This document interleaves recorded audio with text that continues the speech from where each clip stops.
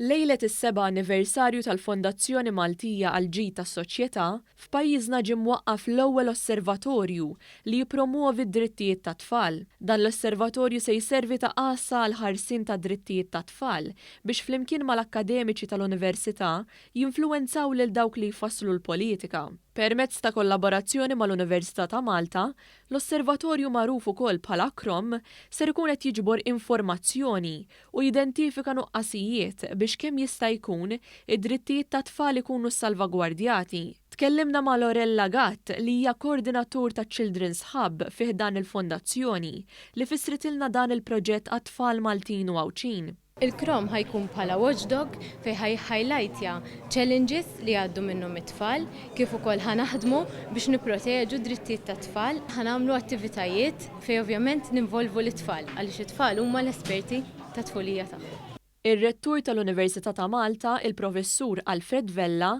spjega l-irwol tal-Università f'dan il-proġett.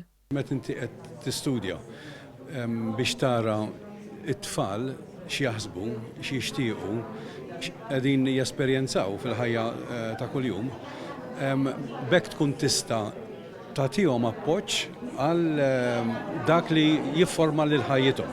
Waqt il-konferenza tal-aħbarijiet tkellmu diversi mistednin distinti, fosthom Jana Hainsworth, li hija segretarju ġenerali tal-Organizzazzjoni Internazzjonali Eurochild. Hainsworth iddiskrivit lil Malta bħala fanal tal-port għad-drittijiet tat-tfal fl-Ewropa u qalet li l-Ewropej iħarsu lejn Malta biex jaraw din l-inizjattiva tal-osservatorju tifjorixxi.